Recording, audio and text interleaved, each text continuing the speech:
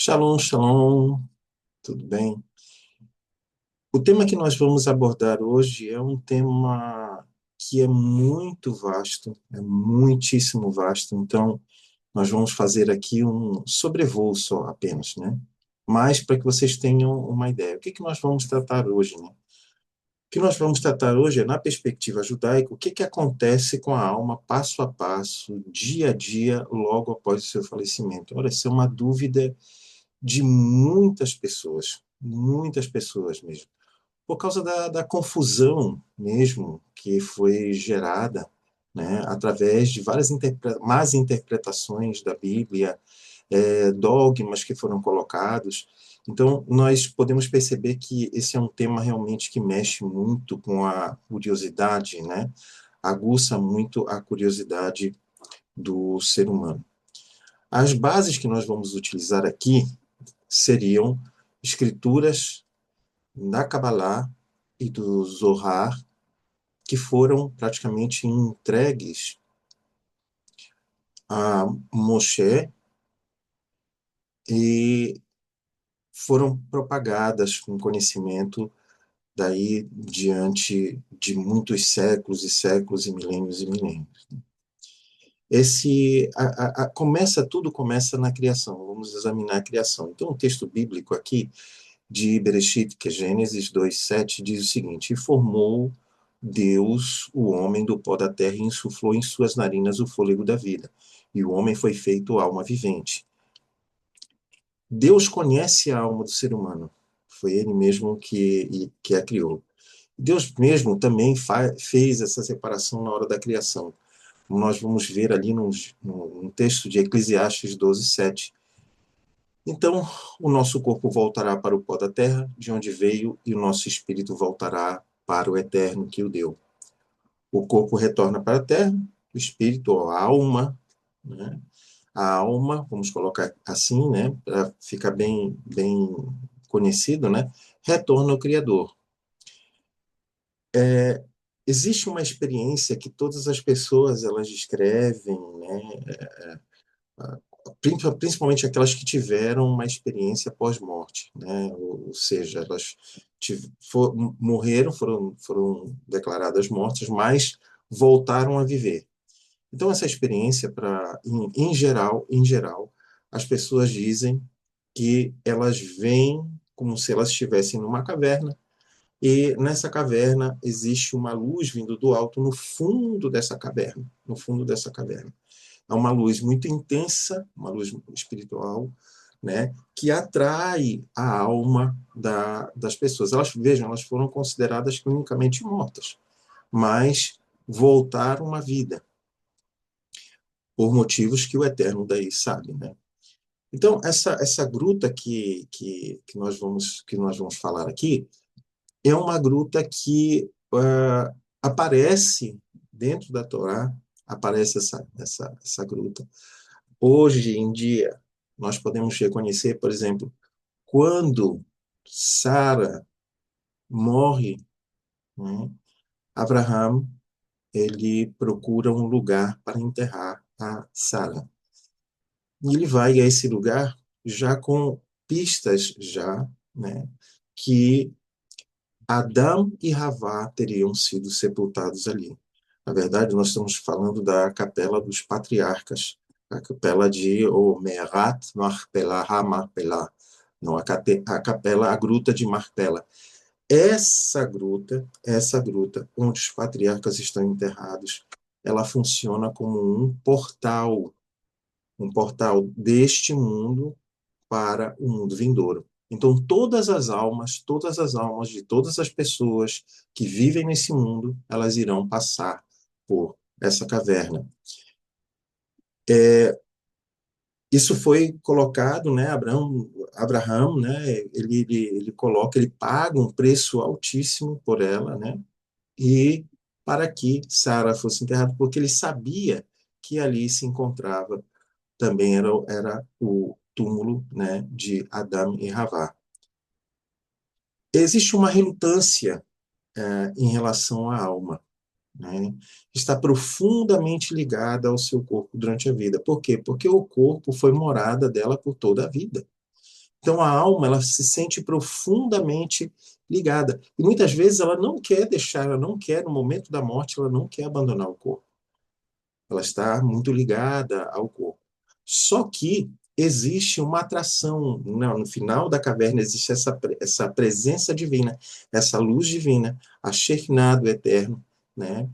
Ela atrai a alma, né? A alma vai começando a se desprender, porque ela vai sentindo shalom, ela vai sentindo a paz, ela vai sentindo a Havá, o amor do eterno, e a Hesed, a bondade, né, que emana dessa presença divina.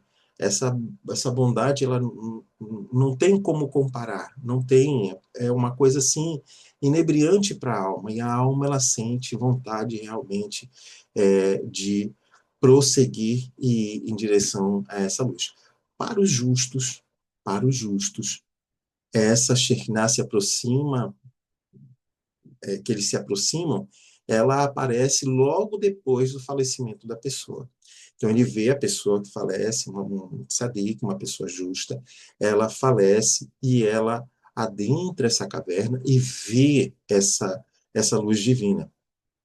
Para os ímpios, eles não conseguem ter, depois do desprendimento do corpo, eles não conseguem, porque eles perderam a capacidade de ver essa luz, de sentir essa luz.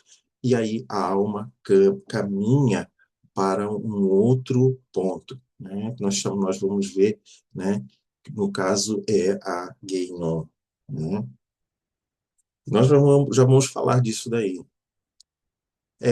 Existem, a alma ela está, enquanto no corpo, ela possui limitações físicas. Então, por exemplo, nós não podemos, uma das limitações físicas é que nós não podemos ver as manifestações espirituais com os nossos próprios olhos, mas assim que ela sai do corpo, ela transcende, ela pode ver agora toda a manifestação do mundo espiritual, né? E essa visão espiritual da alma é porque ela ganha uma permissão de ver e compreender realidades espirituais antes inacessíveis. Então, quando você está limitado, quando seu corpo está limitado, ele, a, a sua alma, desculpa, a sua alma está limitada ao seu corpo, então você não tem essa visão, né? Tá tudo está oculto, tudo está obscuro. Você sente, tudo mais você não vê. Agora você passou para um outro nível. Agora o nível, né, espiritual é um nível acessível a que você possa ver tudo, né? Existe um paralelo com Moisés que pediu para ver a glória do Eterno, né? Então diz assim o texto: rogo-te que me mostres a tua glória. Esse texto aí está em Shemot, o Êxodo 33:18. A resposta divina foi a seguinte: não poderás ver a minha face, porquanto homem nenhum verá a minha face e viverá. Em Shemot 33:20. Após a morte, então Moshe, como homem, ele não podia ver, né, o mundo espiritual, né, nem a face do Eterno. Mas após a morte, nós passamos a ter essa completude do mundo espiritual e adentramos a um outro nível, né? E aí começa o entendimento da alma. A alma começa a entender, começa a se posicionar. E ela vai fazer a alma sentir essa expansão da sua consciência pelo conhecimento do eterno e todas as coisas da criação. Existe também, quando a alma ela se desprende do corpo, né? Então, ela também, nesse caminho, nessa gruta, nessa entrada, né, por essa luz que vai para o mundo vindouro, no caso, ela recebe companhia. Antes, por exemplo, ali você vai poder ver seus queridos, seus familiares, amigos, mestres espirituais que já faleceram, que passaram pela sua vida, que tiveram uma singular importância. Não sendo judaicos, não tendo religião, não, mas pessoas que orientaram você num caminho espiritual. Pessoas que falaram da parte que era que concernente à sua alma interior. O exemplo disso está no Talmud. Rabban Yohanan ben Zakkai, né, ele, próximo à morte, ele pede para abrirem espaço pois um rei de Judá, um sábio que influenciou, viria a recebê-lo. Então, momentos antes, nós conseguimos, momentos antes da sua alma, ele viu, né, um mestre que o instruiu, não se fala, né, qual era o mestre, mas que o instruiu. Então, nós podemos também vivenciar, ter essa experiência, né, momentos antes da nossa partida. Existe esse comitê das boas-vindas, né, que, como foi falado, né, para que a alma ela não fique confusa. Então, existe ali suas pessoas mais allegadas, pessoas que amaram você, que você amou, seus parentes, etc, etc, etc. Existe uma outra ligação. Existe a primeira ligação, que é da alma com o corpo, e existe a ligação da alma com o lar físico, onde ela morou também, sua casa, né?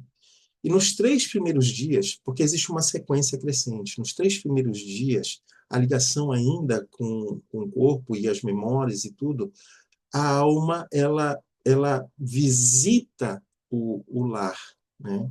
É, e onde ela viveu, né? Essa ligação diminui gradualmente, lógico, e ela persiste de forma mais tênue até o 7º dia. Nós chamamos de 7º dia de Shiva.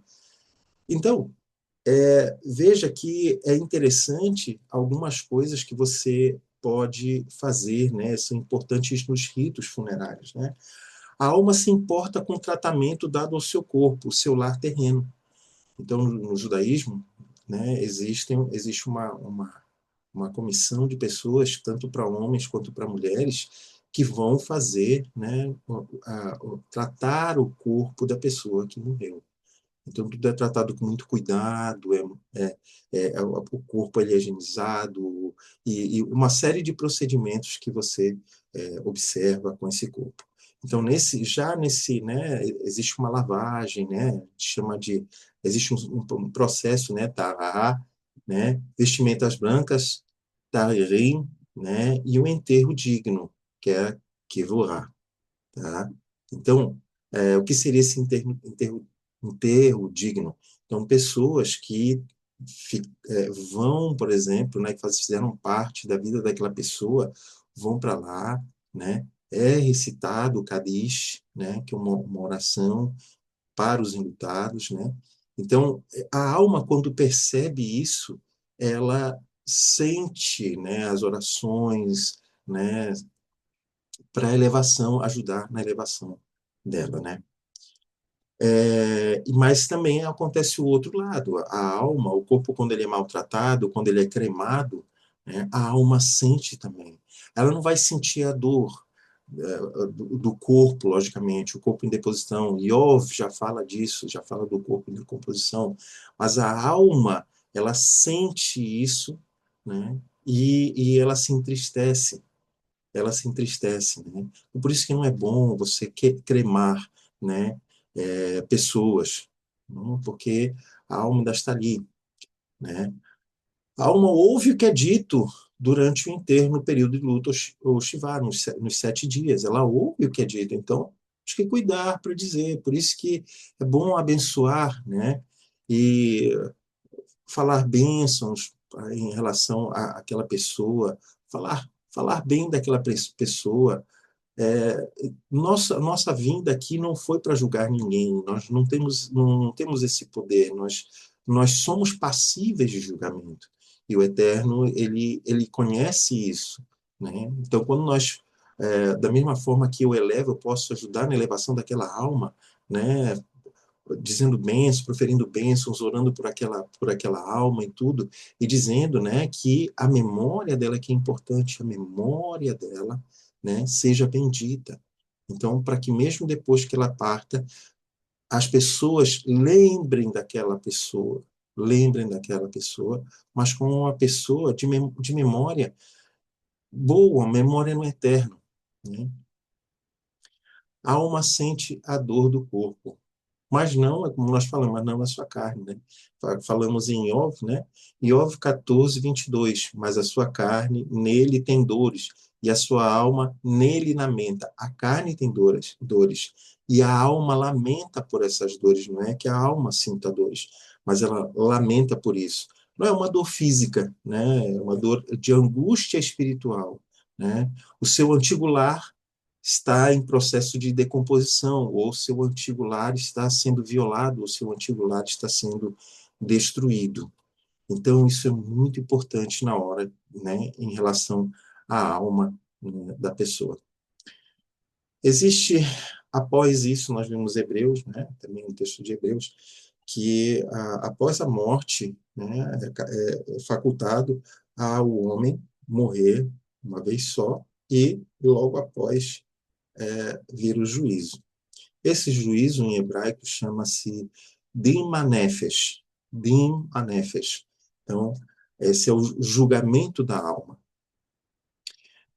Já foi comprovado pela ciência que quando as pessoas morrem, existe uma zona do cérebro da pessoa, isso já foi comprovado cientificamente, existe uma zona do cérebro da pessoa que permanece ainda 30 minutos, ou seja, é a zona da memória. Então, aquela pessoa, quando ao morrer, ela acessa a, essa zona da memória por 30 minutos e ali ela é capaz de rever toda a sua vida. É o chamado filme da vida. Já foram feitos muitos filmes com isso, muitos temas com isso, mas isso é verdade, né? O Zohar já falava isso há mais de 2.000 anos atrás. A ciência moderna observa isso hoje, né? Que essa morte clínica, né, não significa totalmente, porque é deixado passado um tempo para que seja decretada a morte cerebral, mas, mesmo depois da morte cerebral, a zona da memória ela fica ativa por 30 minutos. E aí, a alma ela vai passar por um julgamento. Existem estágios nesse julgamento. O julgamento inicial ele começa após 7 dias. Então, a alma está se ambientando também, está se familiarizando com o mundo espiritual, né? O julgamento mais detalhado, né, nós chamamos de Shloshim, que é o julgamento mais detalhado, isso acontece após 30 dias. E o julgamento final, né, após 12 meses. Frequentemente, a associação, né, disso é colocado uma lápide, né, matzvah, né? Por quê? Porque a alma ela ainda está em processo de ambientação com o mundo espiritual, e ela precisa de um referencial. Então, quando você coloca a lápide, né, é um referencial que, tipo assim, o corpo dela não vai ser mexido, o corpo dela não vai ser violado, né? Então, existe tudo isso, existe todo esse envolvimento espiritual, e esse conhecimento já vem de mais de 2.000 anos atrás, né? Então, o que acontece também que é interessante é que Adão, ele passa por um julgamento também, né? E vem a sentença justamente na 12ª hora. Então, esses 12 meses, eles correspondem a um espaço, né, que a pessoa vai ter, a alma da pessoa está sendo julgada, né? A alma continua sendo julgada ou elevada com base no legado que deixou. Filhos seguindo os bons caminhos, alunos aplicando bons ensinamentos, ou inversamente a isso, né? A alma também pode apresentar, no caso aí, por exemplo, mais influências perpetuadas, né? Ah, pecados cometidos, né? E a insistência em cometê-los, né? Então tem muitas coisas ali, é um julgamento, né? E ele tem a alma, ela está 12 meses ali, dentro desse processo de julgamento. A purificação e elevação. Existe um lugar chamado Gehinom, né? É entendido como um inferno. Mas, na verdade, esse entendimento não é tão... ele foi muito dogmatizado. O inferno ele foi muito dogmatizado. Então, o inferno é local de condenação, sofrimento, fogo eterno, né? mas isso na visão distorcida que a humanidade ela recebeu. No entanto, né, a Guénon não é um lugar de tormento físico eterno, como popularmente imaginamos. É um processo de purificação espiritual através do fogo da vergonha. Esh Habushá. Esh Habushá, descrito pela Kabbalah, é quando, por exemplo, você imagina que você fez uma coisa muito feia, né? E então você, quando lhe apresento aquilo que você fez, aquelas provas daquilo que você fez, você se envergonha. E normalmente a pessoa, ela fica vermelha, né? Ela fica rubra, né? A face fica rubra, fica vermelha. Ai, que vergonha, ai, que vergonha. Então esse fogo que é no caso essa vergonha por causa dos atos não condizentes com a Torá, né? Em relação ao eterno, ela faz a pessoa ficar avermelhada, porque como nós já falamos, né? Esh Habusha. Então é um fogo espiritual que deixa a pessoa avermelhada, vamos dizer assim, rubra, de vergonha, né? Onde a alma confronta os seus erros perante a verdade divina e se arrepende profundamente. Então, o que é interessante observar é que na Guénon ainda existe, a misericórdia do Eterno ainda está sobre a alma daquela pessoa. E aquela pessoa pode chegar ao arrependimento, um arrependimento profundo. Existem pessoas que existem almas que não alcançam a elevação, como já foi falado, não, nem para ir para esse lugar. Então, essas pessoas, né, nós vamos ver a definição, né, como elas estivessem no fundo de uma côncava, no fundo de uma concha, no fundo de uma funda, né, na parte côncava do fundo de uma funda. E esse termo em hebraico é chamado de Kafakela. É mencionado por Avihail, em 1 Samuel 25, 29. Né? E essas pessoas, o destino da alma dessas pessoas é negativo. Né? Separa almas exclusivamente materialistas, corruptas, que não possuem combustível espiritual para alcançar nem mesmo essa elevação. Ficarem em uma espécie de limbo, arremessadas espiritualmente de um lado para o outro, como se fosse realmente a ideia de uma funda. Né? Isso acontece quando Avraham encontra a Meler Davi, né? E fala isso a ele, né? Que ele seja atado aos fios da vida eterna, né? Mas que os inimigos dele sejam como o fundo da funda, o fundo côncavo da funda, que é essa expressão kaf, aquela. Então, essas pessoas, podemos tratar isso em outro vídeo, essas pessoas vão ser arremessadas e vão permanecer aqui no plano como se estivessem em limbo. Né? Existe um local de destinação para todas as almas, que ele é chamado de Olam Neshamot. Olam Neshamot significa o universo, o mundo, vamos dizer assim, das almas. É o destino para almas justas e já purificadas. Então, ninguém vai ascender, vamos dizer assim, ao paraíso, em primeiro lugar, e tudo. Não, não é bem assim. Então, existe esse Olam Neshamot, né? E um estado de prazer no Olam Neshamot, um estado de prazer e proximidade com o Eterno, assim, é inefável, né? Não temos como descrever.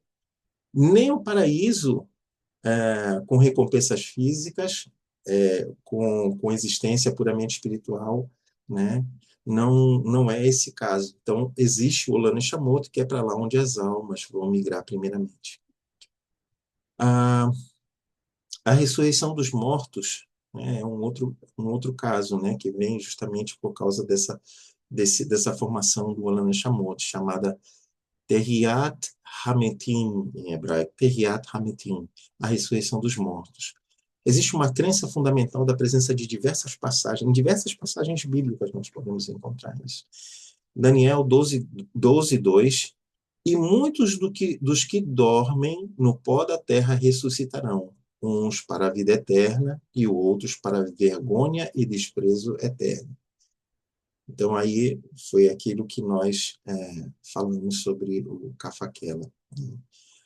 A reunião da alma com o corpo, ela será num tempo futuro. As almas se unirão aos seus corpos glorificados na terra. Então, essa terra daqui não vai passar. Então, elas se unirão aqui, né? Existe também um outro ponto que nós precisamos analisar, que é a responsabilidade em vida. Olha só o que Melech Shlomo, o rei Salomão, ele diz em Eclesiastes 9:8. Em todo tempo sejam alvas as tuas vestes, e nunca falte o óleo sobre a tua cabeça.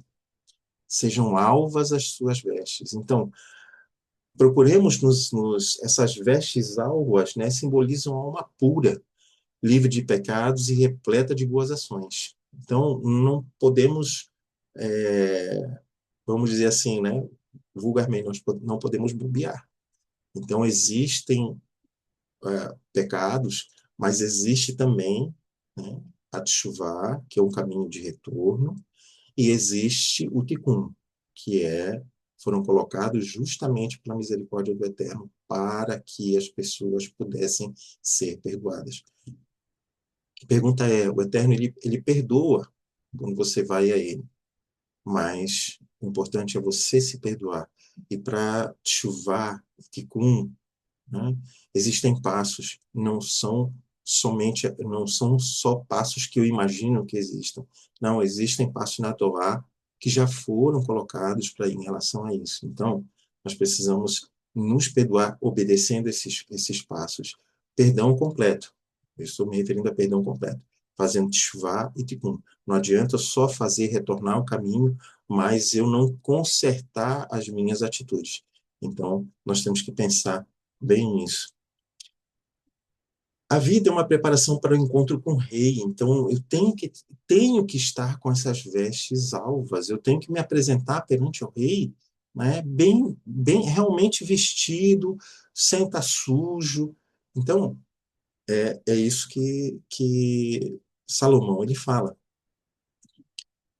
A referência ali que foi mencionada há pouco tempo, né, ela chama, né, vamos dizer, o feixe da vida eterna, Tzor HaHaim, Tzor HaHaim. É bom conhecer o hebraico, né, porque a gente vai conhecendo coisas que não foram adulteradas com as traduções. Então, nós precisamos conhecer a Torá, nós precisamos ir a fundo na raiz das palavras, porque isso tem uma significância enorme.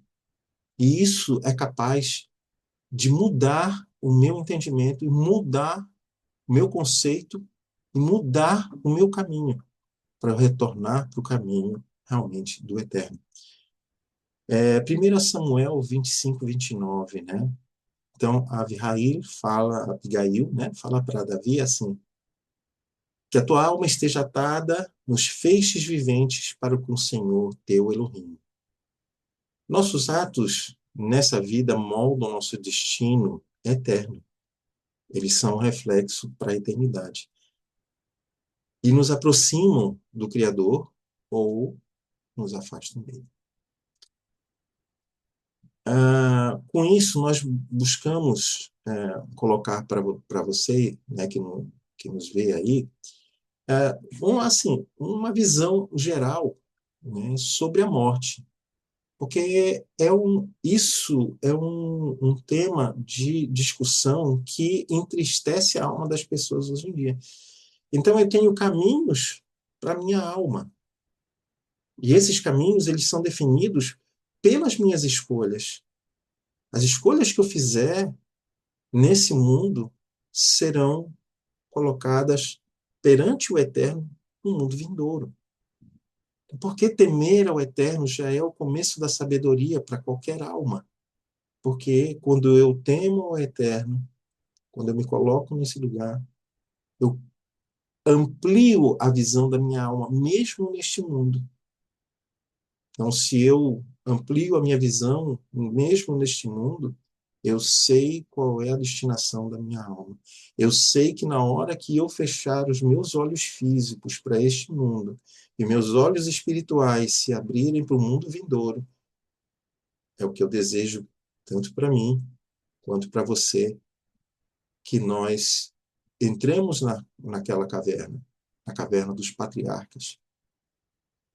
Ali sejamos atraídos pela Shekinah do Eterno, como Sadiquim, como justos que viveram aqui. Pratique a Torá, viva a Torá, ande na Torá, porque esse é o caminho que Yeshua nos apresenta. E ele define como a Shekinah do Eterno, o Eterno presente nele e ele aqui nessa terra. Eu sou o caminho, a verdade e a vida. Então, em Yeshua, nós vamos encontrar o caminho nessa caverna. Nós vamos encontrar a luz da verdade do Eterno, que vai nos atrair para o mundo vindouro, para uma vida verdadeira, onde os níveis da minha alma eles vão se unificar e eu vou estar presente inteiramente com o Eterno. O último nível, lembrando, é a Eridá, que diz que você é um com o Eterno é um com você. Tais palavras foram citadas por Yeshua Mashiach em Yohanan, João, capítulo 17. Então, pensemos nisso. Vamos voltar aqui com outros estudos no canal para falar mais sobre muitos assuntos que impactam a alma das pessoas.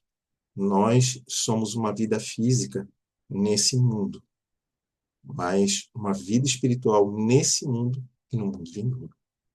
Então, cuide bem da sua alma. Ela é um bem precioso para a eternidade. E cuide bem aqui.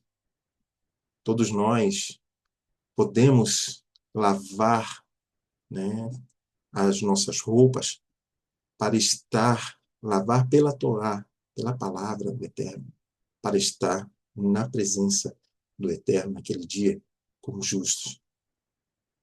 Agradeço a todos pela oportunidade. Uma boa semana. Shavuot Tov a todos e nos vemos no próximo vídeo.